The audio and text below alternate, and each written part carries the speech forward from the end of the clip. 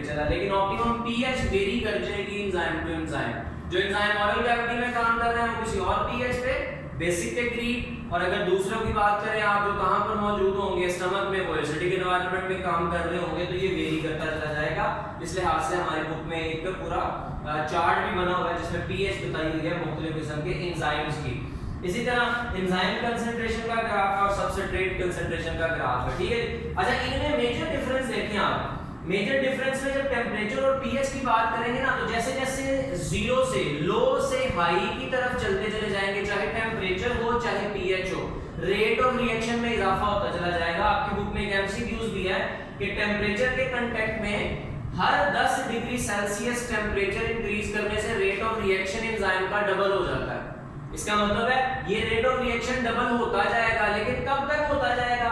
जब तक इसकी कौन सी रेंज नहीं आ जाती, ऑप्टिमम रेंज नहीं आ जाती। और जब ऑप्टिमम रेंज से भी टेम्परेचर इंक्रीज करेंगे तो ऑब्वियसली फिर क्या हो जाएगा, नुकसान। उसके हमने पॉइंट्स बनाए हुए हम आपको बताते हैं। लेकिन इस ऑप्टिमम टेम्परेचर से भी ज्यादा टेम्परेचर होने के बाद की कंडीशन क्या है, एंजाइम डीनेचर हो जाएगा। वो जो कर्व थी ना वो ऊपर को नहीं जानी, वो कर्व नीचे की तरफ आना शुरू हो जाती है। तो ये डीनेचरेशन जो हम पहले बोल रहे थे कि टेम्परेचर भी करेगा, और यही डीनेचरेशन कहां पर, पीएच वाले केस में भी है। शुरू में एंजाइम का रेट इंक्रीज होगा लेकिन एकदम फिर डिक्रीज, और डिक्रीज किसके बाद होगा, इस ऑप्टिमम पीएच के बाद हो जाएगा। जब ऑप्टिमम पीएच से भी ज्यादा पीएच करेंगे तो फिर ये डीनेचरेशन की तरफ एंजाइम, हां ये डीनेचरेशन हमें एंजाइम कंसंट्रेशन और सबस्ट्रेट कंसंट्रेशन में नहीं मिलती। अब यहां पर भी देखें रेट ऑफ रिएक्शन इंक्रीज हो रहा है, लेकिन उसके बाद रेट ऑफ रिएक्शन इक्विलिब्रियम में चला गया। रेट ऑफ रिएक्शन इंक्रीज हो रहा है लेकिन फिर रेट ऑफ रिएक्शन इंक्रीज नहीं हो रहा है, लेकिन इक्विलिब्रियम पे चलता चला जा रहा है। और इसकी जर्नल जरा फॉर्म ले लें आप। जब आप एंजाइम कंसंट्रेशन की बात करेंगे ना, तो दो चीजें हमारे पास, सबस्ट्रेट और एंजाइम। जब आप एंजाइम कंसंट्रेशन की बात करेंगे तो एंजाइम कंसंट्रेशन अनलिमिटेड रखेंगे और लिमिटेड किसको रख लेंगे आप, सबस्ट्रेट को। इसका मतलब है जब थोड़ा सा आपके पास सबस्ट्रेट होगा, आप उसमें एंजाइम ऐड करेंगे तो रेट ऑफ रिएक्शन इंक्रीज हो जाएगा। आपने ज्यादा सबस्ट्रेट ज्यादा एंजाइम डाला, रेट ऑफ रिएक्शन इंक्रीज हो गया। लेकिन अब आपके पास सबस्ट्रेट खत्म हो गया क्योंकि वो लिमिटेड था। अब जब सबस्ट्रेट खत्म हो जाएगा ना, तो आप एंजाइम ऐड करेंगे लेकिन उसका कोई फायदा नहीं होगा। हालांकि एंजाइम ऐड करने से आपको एक्टिव साइट्स अवेलेबल मिल रही हैं, लेकिन उनके ऊपर जुड़ने वाला सबस्ट्रेट नहीं मिल रहा। तो वो जो गिवन टाइम के अंदर ये प्रोसेस हो रहा है ना, एक सर्टेन लिमिट तक तो इंक्रीज होगा, लेकिन जब एक चीज की अवेलेबिलिटी बाउंड कर दी हमने, खत्म कर दी हमने, रिस्ट्रिक्ट कर दी, तो उसके बाद दूसरी चीज, दूसरा कंपोनेंट ऐड करने का फायदा नहीं होगा। तो एक हद के बाद जब आप सबसे एंजाइम ऐड करेंगे तो रेट ऑफ रिएक्शन इंक्रीज नहीं करेगा, वो ये आपके पास पॉइंट होगा। इसका मतलब है इस पॉइंट पे क्या मौजूद नहीं होगा, नो सबस्ट्रेट अवेलेबल। तो फिर कौन सी चीज अवेलेबल है आपके पास, यहां पर आपके पास स्टिल यहां पर एक्टिव साइट्स क्या हैं, अवेलेबल है। एक्टिव साइट्स के होने के बावजूद रेट ऑफ रिएक्शन इंक्रीज नहीं हो रहा। यही केस आप बिल्कुल किसके लिए ले लें, यहां पर सबस्ट्रेट। अब देखें जब एंजाइम कंसंट्रेशन था तो आपने अनलिमिटेड एंजाइम को लिया था, अब सबस्ट्रेट कंसंट्रेशन है तो आप सबस्ट्रेट को क्या लेंगे, अनलिमिटेड फॉर्म में लेंगे, और एंजाइम फिर आप क्या ले लेंगे, आप उसको लिमिटेड ले लेंगे। इसका मतलब है जब आपके पास थोड़ा सा रिएक्शन स्टार्ट करवाने के लिए एंजाइम है, आप दोनों चीजें ऐड की, रेट ऑफ रिएक्शन ज्यादा, और एंजाइम है और ऐड किया, रेट ऑफ रिएक्शन और ज्यादा। क्यों भला? क्योंकि जब आप एंजाइम ऐड करते हैं एक्टिव साइट्स मिल जाती हैं, सबस्ट्रेट डालेंगे वो जाके एक्टिव साइट पे अटैच हो जाएंगे और केमिकल रिएक्शन इंक्रीज करेंगे। लेकिन अब एक वक्त आएगा कि आपके पास सबस्ट्रेट है लेकिन एंजाइम खत्म हो गया, तो उस वक्त आप जब सबस्ट्रेट ऐड करेंगे तो एंजाइम तो कोई नहीं है आपके पास। इसका मतलब है जितनी भी एक्टिव साइट्स थी वो तो सारी फिल हो चुकी क्योंकि एंजाइम तो खत्म हो गया। इस वक्त फिर आप उस जो है ना एंजाइम, उसके लिए कौन सा वर्ड इस्तेमाल करेंगे कि ये एंजाइम इस वक्त सैचुरेटेड एंजाइम की कंडीशन में चला है। सैचुरेटेड एंजाइम वाला कौन सा है, वो वाला जिसकी तमाम एक्टिव साइट्स क्या हो चुकी होंगी, ऑक्युपाइड हो चुकी होंगी, उसे आप नाम देंगे सैचुरेटेड एंजाइम। तो जब सैचुरेटेड एंजाइम वाली कंडीशंस बन जाएंगी, रेट ऑफ रिएक्शन इसके बाद मजीद इंक्रीज नहीं होगा, फिर आपके पास इक्विलिब्रियम आता चला जाएगा। ठीक है, तो आप एमसीक्यूज ले सकते हैं कि जो सैचुरेटेड कंडीशन है वो किसके अकॉर्डिंगली होगी, वो सबस्ट्रेट कंसंट्रेशन वाली हेडिंग में आप इसको इस्तेमाल करेंगे। आप जर्नल इसका ले लें, पॉइंट्स जो है वो जो टेम्परेचर है हमारे पास, रेट ऑफ रिएक्शन जो है वो टेम्परेचर के डायरेक्टली प्रोपोर्शनल होगा, but up to a certain limit. वो सर्टेन लिमिट कौन सी? ऑप्टिमम टेम्परेचर वाली, उसके बाद रेट ऑफ रिएक्शन इंक्रीज मजीद नहीं होता। अच्छा जी, are enzymes can work at maximum rate at specific temperature, और उस टेम्परेचर को हम क्या नाम दे देते हैं? ऑप्टिमम टेम्परेचर, और हमारी बॉडी का वो ऑप्टिमम टेम्परेचर 37 डिग्री सेल्सियस है। जब आप हीट प्रोवाइड करते हैं या जब बॉडी हीट प्रोवाइड करती है, क्योंकि हम एंडोथर्म्स है, हमारी बॉडी के अंदर ही केमिकल रिएक्शंस हो रहे हैं, हीट पैदा हो रही है, तो हम जब अपनी बॉडी में हीट पैदा करवाते हैं, वो हीट बेसिकली क्या है? वो हमारे लिए एक्टिवेशन एनर्जी के तौर पर काम कर रही है, लेकिन इसकी मिकदार जरा हाई है। वो वजह मैंने आपको बताई, क्योंकि हम एंडोथर्म्स होते हैं तो बॉडी में केमिकल रिएक्शन के लिए high temperature, high energy required होती है। अच्छा जी, अब ये एनर्जी का फायदा क्या होगा? इससे बेसिकली काइनेटिक एनर्जी मिलेगी, जो हमारी बॉडी में एंजाइम्स हैं या एंजाइम्स के अंदर जो मॉलिक्यूल्स हैं और जो एटम्स मौजूद हैं। अच्छा, जितनी आप kinetic energy provided heat increase करते चले जाएंगे, काइनेटिक एनर्जी का रेट उतना ही ज्यादा होगा। अब काइनेटिक एनर्जी ज्यादा होने से क्या होगा? आपके पास जो मॉलिक्यूल की कंपोजिशन में एटम्स होंगे ना, उनकी वाइब्रेशंस और कोलिजन्स क्या होती चली जाएंगी? ज्यादा होती चली जाएंगी। ठीक है, वो सारे एक्साइटेड स्टेट पे जाने के लिए फिर ज्यादा से ज्यादा मूव करना शुरू कर देंगे एनर्जी मिलने के बाद। अब इन वाइब्रेशंस के इंक्रीज होने से हमारी बॉडी में एफिशिएंसी ज्यादा हो रही है उस एंजाइम की, लेकिन ये एफिशिएंसी अब नॉर्मल होना शुरू हो जाएगी जब ये वाइब्रेशंस और कोलिजन्स बहुत ज्यादा हो जाएंगी और बहुत ज्यादा कम होंगी जब एनर्जी रेट बॉडी में बहुत ज्यादा प्रोवाइड कर दिया जाएगा। उस वक्त इतनी ज्यादा वाइब्रेशंस हैं कि जब ये एक दूसरे को टकरा के रिपेल करके वापस जाएंगे ना, तो इनकी जो बॉन्ड लेंथ है वो क्या होना शुरू हो जाती है? वो टूटना शुरू हो जाती है। और जब बॉन्ड लेंथ टूट गई, इसका मतलब है उनके आपस में बॉन्ड्स टूट गए एटम्स के, और जब बॉन्ड टूटना शुरू हो जाएंगे तो आप उसके स्ट्रक्चर को आहिस्ता आहिस्ता डिस्टेबलाइज होता देख रहे हैं। इसका मतलब है वो एंजाइम अब किस तरफ जा रहा है? वो डीनेचरेशन होने की तरफ जा रहा होगा। तो जब एनर्जी ज्यादा, कोलिजन्स, वाइब्रेशंस ज्यादा, और जब ये बहुत वायलेंट हो जाएंगी, अब नॉर्मल हो जाएंगी, तो बॉन्ड्स टूटना शुरू हो जाएंगे, जिससे मिलकर वो एंजाइम मॉलिक्यूल बना हुआ था, उस वक्त फिर ये एंजाइम क्या हो जाएगा? डीनेचर फॉर्म में चला जाता है। अच्छा जी, दूसरे नंबर पर जो डीनेचर करने वाला हमारे पास फैक्ट था टेम्परेचर के साथ, वो पीएच होगा, पोटेंशियल ऑफ हाइड्रोजनिया। और इसकी डेफिनेशन भी बिल्कुल वैसी है कि कितने भी एंजाइम है वो एक मखसूस किस्म की पीएच रेंज के ऊपर काम करते हैं, उसे हम ऑप्टिमम पीएच का नाम दे देते हैं। लेकिन फर्क हमने पहले बोला कि जो टेम्परेचर था हमारे पास वो वेरी कर रहा था, सॉरी टेम्परेचर सारी बॉडी में काम करने वाले एंजाइम्स का सेम था, लेकिन जो पीएच होगी वो क्या करती चली जाती है? वेरी। चार्ट आपके पास मौजूद है।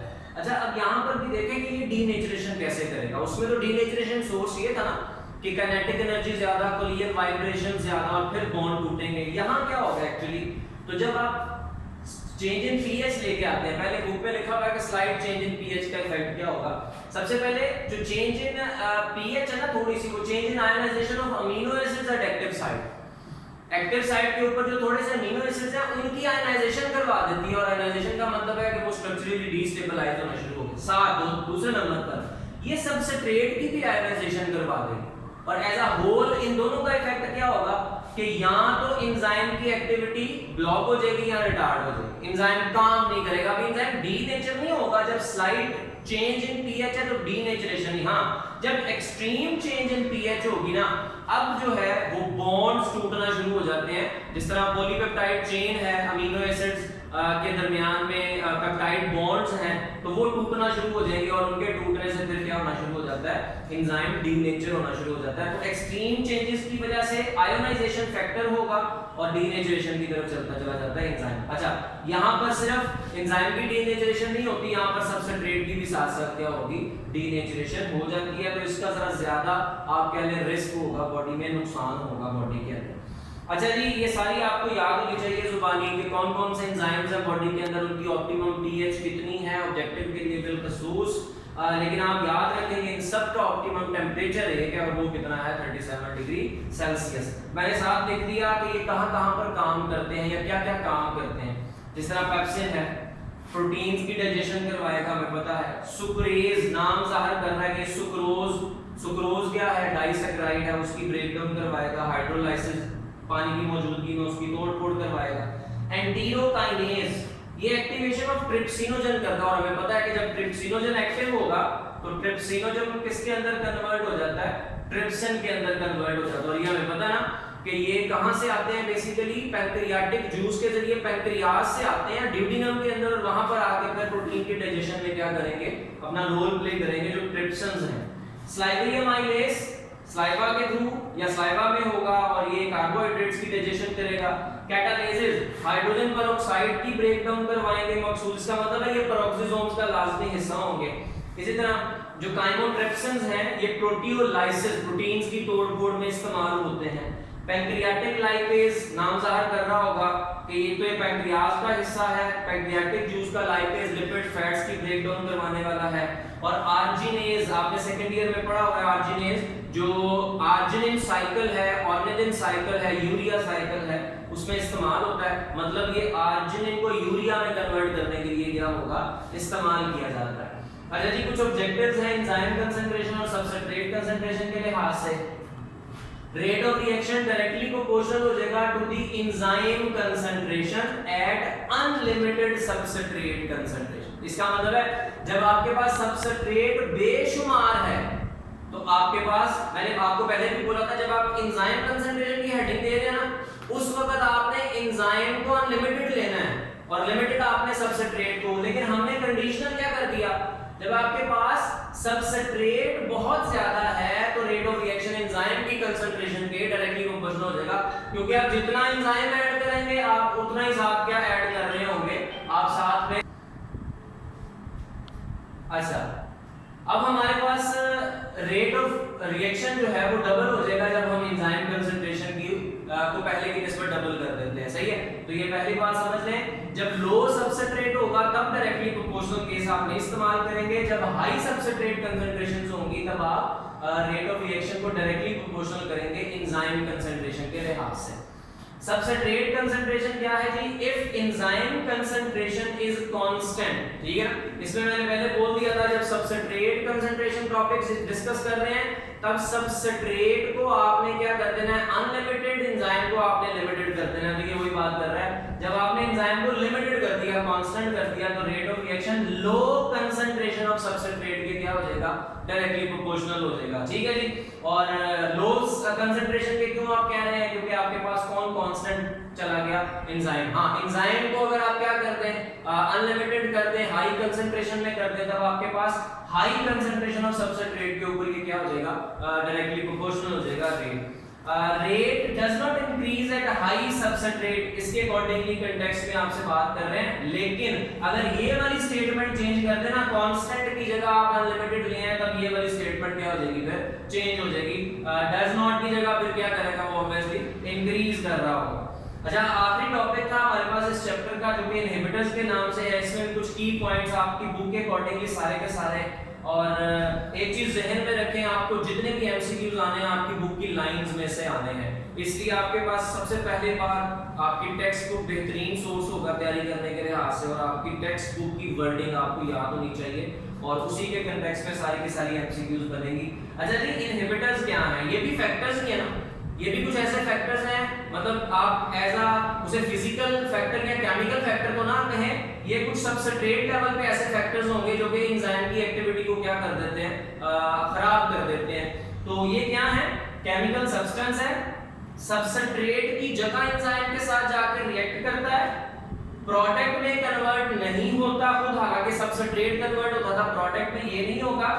ये फिर क्या करेगा, ये बस एक्टिव साइट को ब्लॉक कर देगा आरजी या मुस्तकिल तौर पे, और अगर ये ब्लॉक हो गई तो catalysis fails to occur, catalysis process नहीं होगा। बेशुमार एग्जांपल्स आपकी बुक में इसकी इनहिबिटर्स की मेंशन की हुई है। अच्छा, इनहिबिटर्स की क्लासिफिकेशन दो तरह से है। हमारे पास सबसे पहले इरिवर्सिबल और रिवर्सिबल है, नाम ज़ाहिर कर रहा है। ऐसे इनहिबिटर्स